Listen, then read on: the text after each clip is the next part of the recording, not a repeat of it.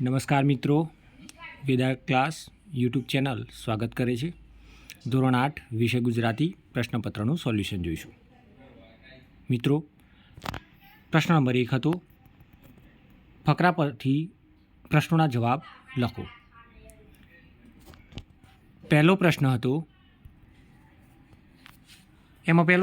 હતો પોલિથીન બેગથી પશુઓને શું નુકસાન થાય છે? તો મિત્રો, આપણે એના જવાબમાં લખી શકીએ કે વધેલું જમવાનું ખાવાની સાથે પોલિથીનની બેગ પણ પશુઓ ખાઈ જવાથી પશુઓને જીવન માટે જોખમરૂપ સાબિત થાય છે. પ્રશ્ન નંબર 2, તમારા ઘરમાં એંઠવાડનો નિકાલ કેવી રીતે કરો છો? તો મિત્રો, દરેકના ઘરમાં એંઠવાડનો નિકાલ જુદી જુદી રીતે થતો હશે. આપણે એવું લખી શકીએ કે અમારા ઘરનો એંઠવાડ ઘરની બહાર પશુઓ માટે ચાટ મૂકેલી છે તેમાં નાખીએ છીએ જેથી ગાય, કૂતરા જેવા પશુઓ ખાઈ શકે. તમે વિદ્યાર્થીઓ, ગામડાના વિદ્યાર્થીઓ મોટે ભાગે હોય છે, તો આપણે એવું કહી શકીએ કે અમે એંઠવાડ ગાયના તબેલામાં, ગાયના ટોપલામાં મૂકી અને ગાયને ખવડાવીએ છીએ અથવા ગાયના ખાણમાં અમે તે ઉમેરી દઈએ છીએ. શહેરના વિદ્યાર્થીઓ હોય તો એવું લખી શકે કે અમે અમારા એંઠવાડની એક ડસ્ટબિનમાં એંઠવાડ ભેગો કરીએ છીએ. સવારે નગરપાલિકા કે મહાનગરપાલિકાના કચરો એકઠી કરતી વાન આવે છે તેમાં અમે એંઠવાડ મૂકી દઈએ છીએ. મિત્રો, ત્યાર પછીનો ત્રીજો પ્રશ્ન હતો, તમે પોલિથીન બેગનો ઉપયોગ કયા કયા કામ માટે કરો છો? તો મિત્રો, મોટાભાગે આપણે બજારમાંથી દૂધ, દહીં, છાશ, શાકભાજી, કરિયાણું વગેરે જેવી વસ્તુઓ લાવવા પોલિથીન બેગનો ઉપયોગ કરીએ છીએ. બજારની મોટાભાગની ખરીદી સાથે પોલિથીન બેગ લાવીએ છીએ. અલબત્ત કપડાં અને કરિયાણું પણ આપણે પોલિથીન બેગમાં જ લાવવાનું પસંદ કરીએ છીએ. પ્રશ્ન નંબર 4, આપણા માટે પોલિથીન બેગ હાનિકારક કેમ માનવામાં આવે છે? તો મિત્રો, એ પહેલાં વિડીયોને લાઈક કરજો, ચેનલને સબસ્ક્રાઈબ કરજો જેથી અન્ય પેપર અને અન્ય સાહિત્ય આપની પાસે પહોંચી શકે. મિત્રો, ત્યાર પછીનો પ્રશ્ન હતો કે આપણા માટે પોલિથીન બેગ હાનિકારક કેમ માનવામાં આવે છે? તો પોલિથીન બેગ અન્ય વસ્તુઓ જેમ કે કાપડ, કાગળની જેમ થોડા સમય બાદ નાશ પામતી નથી અને પર્યાવરણને પ્રદૂષિત કરી મૂકે છે. તેથી હાનિકારક માનવામાં આવે છે.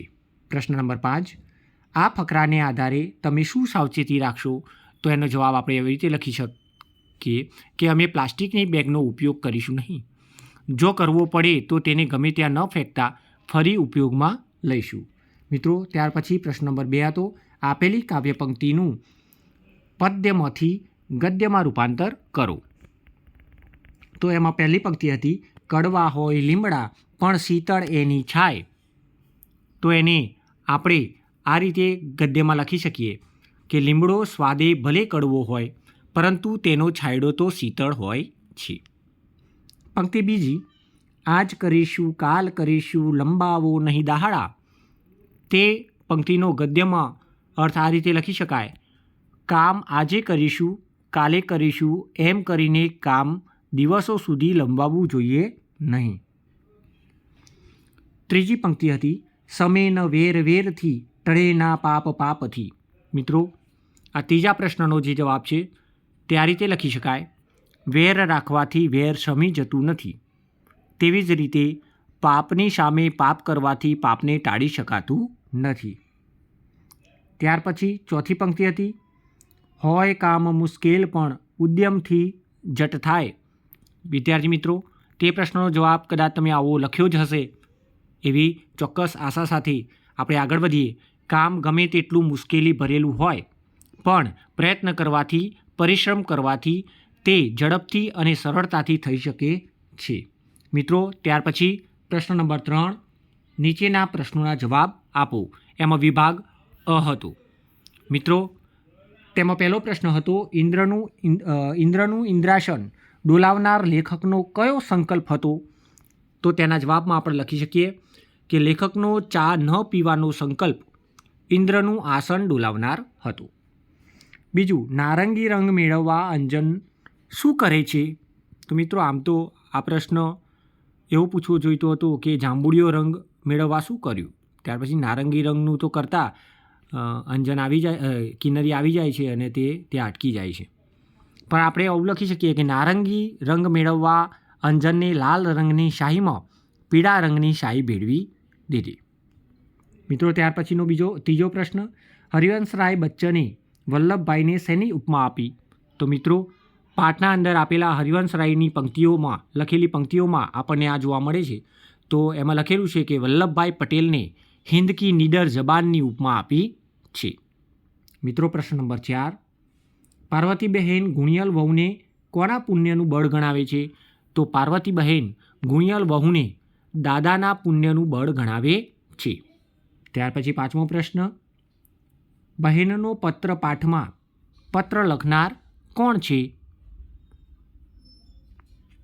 તો બહેનનો પત્ર પાઠ મણિલાલ હ પટેલ લિખિત છે.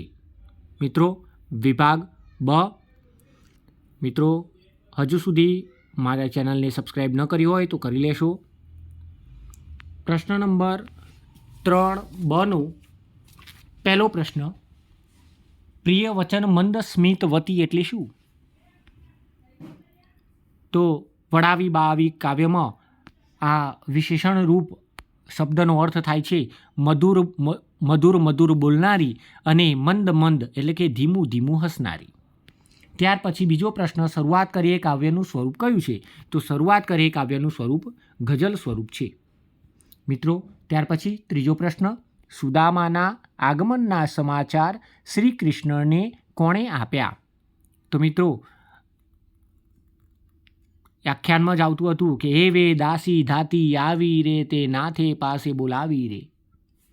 એ જ પંક્તિમાં આપણો જવાબ છે કે સુદામાના આગમનના સમાચાર કૃષ્ણને દાસીએ આપ્યા. પ્રશ્ન નંબર 4, કવિ કોને મર્યાદી કહે છે? તો એ પણ કાવ્યનો પ્રશ્ન છે. એમાં એક પંક્તિ આવતી હતી કે મર્યાદી ઉંબરાને ઠેસે વટાવતી સુખાવશે એને સરનામે વાળું જે કાવ્ય છે, સુખાવશે મારે સરનામે, તો ઉમરાને મર્યાદી કહી છે. પ્રશ્ન નંબર 4 વિભાગ અ. મિત્રો સૂચના કંઈક આવી હતી, નીચેના પ્રશ્નોના જવાબ 2-3 વાક્યમાં આપો. પ્રશ્ન નંબર 1 હતો, ચંદાએ ગામના લોકોને વગર પૂંછડાના ઉંદર કેમ કહ્યા? તો ગામના લોકો પેલા ઉંદરોની જેમ આખલાના પગમાં ડહકલો નાખવાની વાત કરવા એકઠા થયા હતા. પણ આ આખલાના પગમાં ડહકલો નાખવા જાય કોણ?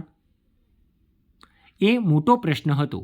તેથી ચંદા ગામના લોકોને પૂંછડા વગરના ઉંદર કહ્યા છે.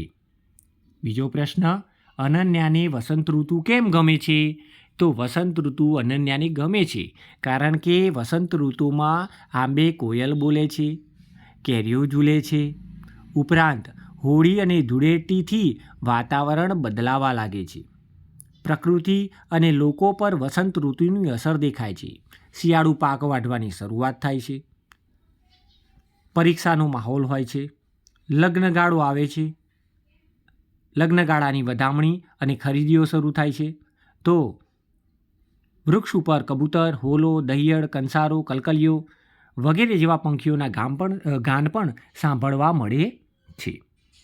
ત્યાર પછી ત્રીજો પ્રશ્ન, મુંબઈના રેલવે અમલદારો તારને કેમ વાંચ્યા જ કરતા હતા? તો મિત્રો પત્ર લખનારે પત્રમાં પાડા માટે અંગ્રેજીમાં હસબન્ડ ઓફ બફેલો એવું લખ્યું હતું. તેથી અમલદારો તે વાંચી અને પત્ર વારંવાર વાંચ્યા જ કરતા હતા. ત્યાર પછી આગળ મિત્રો કોમેન્ટ કરવાનું ભૂલશો નહીં. વિભાગ બ, નીચેના પ્રશ્નોના જવાબ 2-3 વાક્યમાં લખો. જવાબ 1, પ્રશ્ન 1, સૂકા પર્ણો વન ગજવતા શાંત લીલા સરાય. મિત્રો એ પંક્તિને આ રીતે આપણે સમજાવી શકાય કે સુકાઈ ગયેલા પાંદડા પવન આવતા જ આખા વનમાં અવાજ કરી મૂકે છે, પરંતુ લીલા પાંદડા ગમે તેટલો પવન આવે અવાજ કરતા નથી. અહીં કવિ અજ્ઞાની અને જ્ઞાની માણસની વાત સમજાવવા પ્રયત્ન કરે છે. જ્ઞાની માણસ ખૂબ ઓછું બોલે છે, જ્યારે અજ્ઞાની માણસ પોતાના અલ્પ જ્ઞાનનો બળાપો કર્યા કરે છે. મિત્રો પ્રશ્ન 2, તમે રસ્તે જતા હોવ બા પોતાના સંતાનોને વડાવીને પગથિયા પર કેમ બેસી ગઈ? તો બા પોતાના સંતાનોને એક પછી એક વડાવે છે. વડાવીને ઘરમાં નજર કરી તો ઘર આખું ખાલી થઈ ગયું હતું અને ફક્ત ઘરમાં વિરહ વ્યાપેલો જોયો. તેથી દુઃખી થયેલા બા પગથિયે બેસી ગયા. પ્રશ્ન નંબર 3, તમને કેવો મિત્ર ગમે? તો મને મુશ્કેલીમાં સાથ આપે, મારી ખુશી અને દુઃખના દિવસોમાં મારી સાથે રહે, તે હંમેશા મને સાચો માર્ગ બતાવનાર હોય, તેવો મિત્ર મને ગમે. મિત્રો આ સ્વતંત્ર ઉત્તર છે. તમે તમારી રીતે પણ ઉત્તર લખી શક્યા હશો. એ પણ જવાબ સાચો જ હશે. પ્રશ્ન નંબર 5, નીચેના પ્રશ્નોના જવાબ 3-4 વાક્યમાં લખો. તમે કોઈ સંકલ્પ લો તો પછી તેને ટકાવવા માટે કેવા પ્રયત્ન કરશો? તો આ પણ સ્વતંત્ર ઉત્તર છે.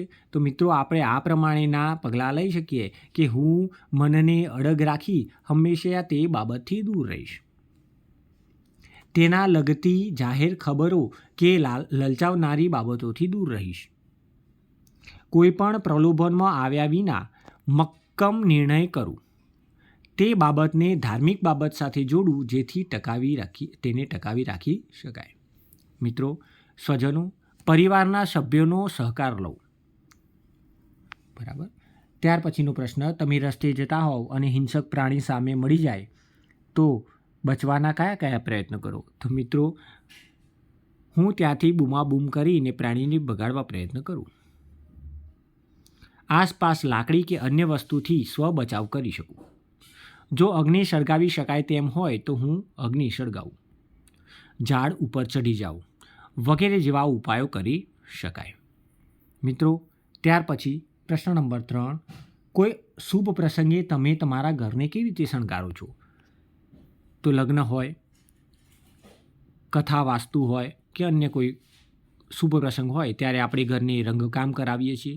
આંગણું લીપીને તોરણ, ફુગ્ગા અને અન્ય શણગારના સાધનો લગાવીને શણગાર કરું. ભીત પર ચિત્રો દોરાવી કે ફોટા લગાવીને વસ્તુઓ યોગ્ય જગ્યાએ ગોઠવીએ અને પડદા, ચાદર વગેરે ધોઈ કે નવા લગાવીએ છીએ. પ્રશ્ન નંબર 4, તમે કઈ પ્રવૃત્તિઓ કરો તો તમને આનંદ આવે? તો મિત્રો તમારે અહીં વાક્યો લખવાના હતા. જેમ કે હું રમત રમતો હોઉં, મારી પ્રિય રમત રમતો હોઉં ત્યારે મને આનંદ આવે છે. હું જ્યારે વાર્તાની ચોપડી વાંચતો હોઉં અથવા મને ગમતા લેખકનું પુસ્તક વાંચતો હોઉં ત્યારે મને આનંદ આવે છે. હું બહાર ફરવા જાઉં ત્યારે મને આનંદ આવે છે. જંગલમાં, દરિયા કિનારે, પર્વતીય વિસ્તારમાં તેવા કોઈ કુદરતી સ્થળે ફરવા જવાનું થાય ત્યારે મને ખૂબ આનંદ આવે છે. તો કોઈ એ પણ લખી શકે કે મને રસોડામાં રસોઈ બનાવવી ગમે છે. જ્યારે હું રસોઈ બનાવતો હોઉં ત્યારે મને ખૂબ આનંદ આવે છે. તો કોઈને ખેતરમાં જઈને, કોઈને નદીના પાણીમાં તરીને ખૂબ મજા આવે છે, આનંદ આવે છે. પ્રશ્ન 6, મિત્રો તમારી શાળામાં ઉજવેલ પ્રજાસત્તાક પર્વ અંગેનો ન્યૂઝ રિપોર્ટ એટલે કે અખબારી અહેવાલ તૈયાર કરવાનો હતો. મિત્રો આ પ્રશ્ન ધોરણ 7માં આપણે શીખી ગયા હતા. શરૂઆતમાં આપણે એવું લખવું પડે, વિનંતી પત્ર અથવા અખબારી નોંધનો વિનંતી પત્ર, તારીખ 26/1/2024. પછી આપણે સંબોધન કરવું પડે. પ્રતિ તંત્રીશ્રી, સમાચાર પત્રનું નામ જે તે, ગુજરાત, સંદેશ, દિવ્ય ભાસ્કર વગેરે. ક્યાંથી બહાર પડે છે? અમદાવાદ. પિનકોડ નંબર લખી શકાય. ત્યાર પછી આપણે ટૂંકમાં પત્ર જણાવવાનું છે કે આ સાથે મોકલેલ સમાચાર નોંધ આપના લોકપ્રિય સમાચાર પત્ર ખાલી જગ્યાના કોલમમાં તારીખ 27/1/24ના રોજ પ્રકાશિત કરવા વિનંતી. આ સાથે આધાર પુરાવા મોકલેલ છે. પછી લિખિત અંગ આપનો વિશ્વાસુ પત્ર લખનારની સહી અહીંયા કરવી પડે. નીચે બિડાલ લખવું પડે કે આપણે આ પત્રની સાથે શું જોડીએ છીએ? તો અખબારી નોંધ અને ફોટોગ્રાફ્સ. ત્યાર પછી અખબારી નોંધ લખવાની છે કે અમારી શાળામાં શાળાનું નામ લખવું, સરનામું લખવું. પ્રજાસત્તાક દિનની ઉજવણી થઈ હતી. શાળામાં કલેક્ટર શ્રી મુખ્ય મહેમાન તરીકે આવ્યા હતા. બાળકો દ્વારા સાંસ્કૃતિક કાર્યક્રમ રાખવામાં આવ્યો હતો. બાળકોમાં મહેમાનો દ્વારા મીઠાઈનું વિતરણ કરવામાં આવ્યું. એસએમસી સભ્યો, વાલીઓ અને ગ્રામજનો મોટી સંખ્યામાં હાજર રહ્યા હતા. ઇનામ વિતરણ પણ કરવામાં આવ્યું હતું. આ રીતે આપણે ન્યૂઝ રિપોર્ટ તૈયાર કરી શકાય. ત્યાર પછી મિત્રો આપણે મોબાઈલ મેસેજ SMS લખવાનું હતું, જેમાં આપણે આ જે જોયું સમાચાર નોંધ તૈયાર કરી હતી તે પ્રમાણે આપણે અહેવાલ લખી શકત. ત્યાર પછી પ્રશ્ન નંબર 7 હતો મિત્રો, તમે લીધેલ ગ્રામ પંચાયતની મુલાકાત વિશે 5-7 વાક્યો લખો. તો મિત્રો તમે તમારી શાળામાંથી ગ્રામ પંચાયતની મુલાકાત અવશ્ય લીધી હશે. તો આપણે આવા વાક્યો લખી શકીએ કે ભાઈ તમે ક્યારે મુલાકાત લીધી હતી. ગ્રામ પંચાયતમાં કયા કયા કર્મચારીઓ હતા, એટલે કે તલાટી કમ મંત્રીશ્રી, ક્લાર્ક હતા, સરપંચશ્રી હતા, પંચાયતના ચૂંટાયેલા સભ્યો હતા, કયા કયા કર્મચારીઓ ત્યાં તમને જોવા મળ્યા. તેમના સાથે વાતચીત કરી તો તમને તલાટીશ્રી અને સરપંચશ્રી તરફથી કેવી જાણકારી પ્રાપ્ત થઈ. ગ્રામ પંચાયતમાં કયા કયા વિભાગો હતા, ગ્રામ પંચાયતનું આંગણું કેવું હતું, વગેરે જેવી બાબતો તમે લખી શકો. એ ઉપરાંત તમે જ્યારે મુલાકાત લીધી એ વખતના તમારા અનુભવો પણ અહીં ટાંકી શકો. આ એક સ્વતંત્ર ઉત્તર છે. ત્યાર પછી પ્રશ્ન નંબર 8 નિબંધ લેખન હતો, જેમાં પહેલો નિબંધ ભારતના નિર્માતા સરદાર પટેલ. મિત્રો અહીં સરદાર વલ્લભભાઈ પટેલ વિશે આટલા મુદ્દાઓમાં ચર્ચા થઈ શકાય. આ સિવાય પણ તમે અન્ય મુદ્દાઓ પર ચર્ચા કરી શકો, જેમ કે પ્રસ્તાવના લખી શકાય, એમનો જન્મ, એમનો પરિચય, શિક્ષણ, ભારતના લોખંડી પુરુષ શા માટે કહેવાયા, સરદારનું બિરુદ કેવી રીતે મળ્યું, કોણે આપ્યું, ભારતની સ્વતંત્રતા માટે એમણે શું કર્યું, કયા કયા આંદોલનમાં તે જોડાયા હતા, તેમણે ક્યારે અને કેટલી વખત જેલવાસ કર્યો, ભારતના એકીકરણ માટેની જવાબદારી કેમ તેમને જ સોંપવામાં આવી, તે જવાબદારી કેવી રીતે નિભાવી, વગેરે. અને છેલ્લે ઉપસંહાર લખી શકાય. મિત્રો તેવી રીતે રંગોનો તહેવાર હોળી, જેમાં પણ આપણે પ્રસ્તાવના, આ તહેવાર ક્યારે ઉજવાય છે, જુદા જુદા પ્રદેશમાં આ તહેવારને શું કહેવાય છે અને કેવી રીતે અલગ અલગ રીતે ઉજવાય છે, તમે કેવી રીતે ઉજવો છો, ધાર્મિક મહત્ત્વ શું છે આ તહેવારનું, શા માટે આ હોળીનો તહેવાર ઉજવાય છે, હાલના યુગમાં અત્યારના સમયમાં પાણીની અછત વચ્ચે તમે આ તહેવાર કેવી રીતે ઉજવ્યો, વગેરે જેવી બાબતો પર ચર્ચા કરી શકાય. મિત્રો ત્યાર પછી ઉનાળા વિશે હતું, એમાં આપણે ભારતની ઋતુઓ, એમાં ઉનાળાના મહિના, ઉનાળાનું વાતાવરણ, ઉનાળામાં કેવી મુશ્કેલીઓ પડે, મનુષ્યો પર એની શી અસર થાય, પ્રાણી, પશુ, પંખી પર એની અસર શું થાય, ગરમીથી બચવા કયા કયા ઉપાયો કરી શકાય, બપોરના સમયે બજારનું દૃશ્ય કેવું હોય છે, ખેતર, સીમ, બગડાનું વાતાવરણ કેવું થાય, ખોરાક, ઠંડા પીણા, પોશાકો વગેરે ઉપર ઉનાળાની ગરમીની અસર વગેરે જણાવી શકાય. મિત્રો ત્યાર પછી પ્રશ્ન નંબર 9 હતો, માહિતીના આધારે આપણે પ્રશ્નોના જવાબ લખવાના હતા. આ સ્પર્ધામાં કયા વયજૂથના સ્પર્ધકો ભાગ લઈ શકે? તો મિત્રો 11થી 15 વર્ષના બાળકો આ સ્પર્ધામાં ભાગ લઈ શકવાના હતા, જે માહિતીના આધારે આપણે જવાબ લખી શકીએ. મિત્રો પ્રશ્ન નંબર 2, ચિત્ર સ્પર્ધામાં ભાગ લેનાર સ્પર્ધકે કયા કયા આધાર પુરાવા રજૂ કરવા પડે? તો આપેલી માહિતી અંતર્ગત આપણે ID કાર્ડ અને આધાર કાર્ડ વગેરે જેવા પુરાવાઓ આપણે ત્યાં રજૂ કરવાના હતા.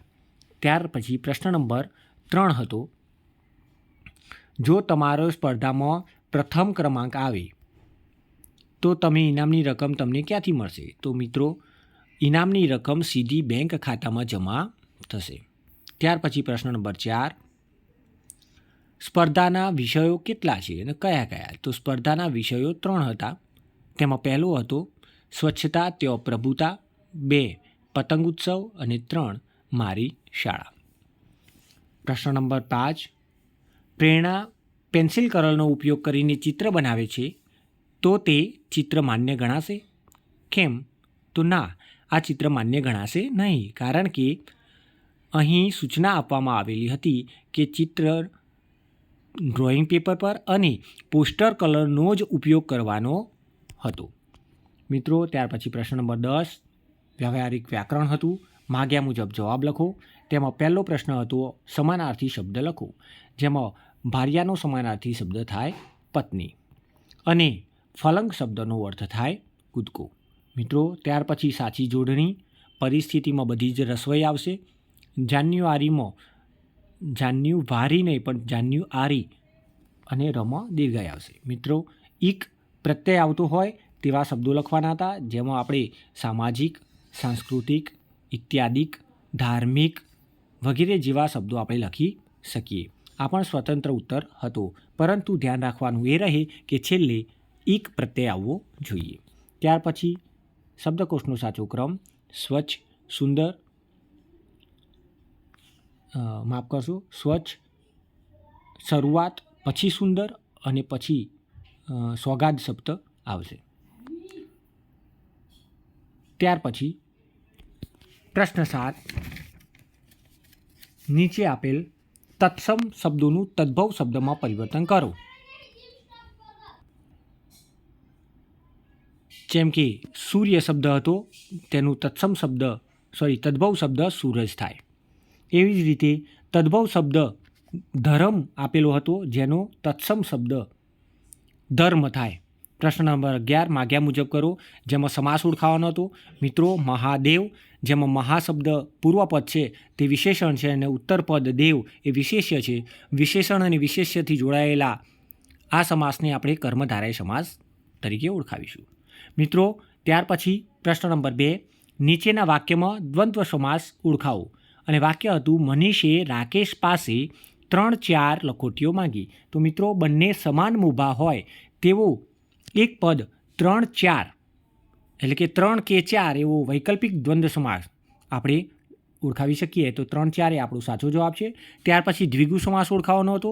મિત્રો, આપણને ખબર છે દ્વિગુ સમાસમાં પ્રથમ પદ એટલે કે પૂર્વ પદ એ આપણું સંખ્યાવાચક પદ હોય અને ઉત્તર પદ એ સાદું પદ હોય, જેથી અષ્ટકોણીય એ દ્વિગુ સમાસ બનશે. ત્યાર પછી પ્રશ્ન નંબર 11નો 5મો રવાનુકારી શબ્દો એટલે કે જેમાંથી અવાજનું દ્વિરુક્ત પ્રયોગ આપણે ઓળખાવાનો હતો. ચોથો પ્રશ્ન, જેમાં વાક્ય હતું આજે તો મેં એને ચોખ્ખે ચોખ્ખું કહી દીધું. તો અહીંયા ચોખ્ખે ચોખ્ખું શબ્દ દ્વિરુક્ત પ્રયોગ છે. અને 5મા પ્રશ્નમાં રવાનુકારી શબ્દ પ્રયોગ શોધવાનો હતો, જેમાં છ ન શબ્દ છે એ રવાનુકારી છે, એટલે કે અવાજનું અનુકરણ થાય છે. મિત્રો, યાદ રાખજો, મોટાભાગે રવાનુકારી શબ્દો કાના માત્ર વિનાના જ હોય છે, મોટાભાગ. ત્યાર પછી છઠ્ઠો, સરળ, સંયુક્ત અને સંકુલ વાક્ય રચના ઓળખાવો. તેમાં છઠ્ઠો છે, તેમાં પરેશને તાવ આવતો હતો તો પણ શાળામાં હાજર રહ્યો. આ સંયુક્ત વાક્ય હતું. ત્યાર પછી મહેશ વધુ પડતો મોબાઈલ વાપરે છે, તે સાદું વાક્ય છે. અને છેલ્લે જ્યાં જ્યાં ગંદકી વધુ હોય છે ત્યાં ત્યાં રોગચાળો ફાટી નીકળે છે, તે સંકુલ વાક્ય હતું. મિત્રો, ત્યાર પછી 9મો પ્રશ્ન, રામ રાખે તેને કોણ ચાખે. કહેવતનો અર્થ એટલે કે ખુદ ભગવાન જેની રક્ષા કરનાર હોય ત્યાં તેને કોઈ નુકસાન પહોંચાડી શકે નહીં. ત્યાર પછી પ્રશ્ન નંબર 10, નીચે આપેલા રૂઢિપ્રયોગનો અર્થ આપી વાક્ય પ્રયોગ કરો. તો મિત્રો, આમાં માત કરવું એટલે હરાવવું, જેમાં વાક્ય સ્વતંત્ર રીતે બનાવી શકાય. જેમ કે 10મા ધોરણની પરીક્ષામાં અનેક મુશ્કેલીઓને માત કરી મેં અવ્વલ નંબર પ્રાપ્ત કર્યો. મિત્રો, વિડીયો ગમ્યો જ હશે, ચોક્કસ લાઈક કરજો, શેર કરજો, સબસ્ક્રાઈબ કરજો અને બીજા મિત્રોને પહોંચાડજો. કોમેન્ટ અવશ્ય કરશો. જય હિન્દ, જય ભારત.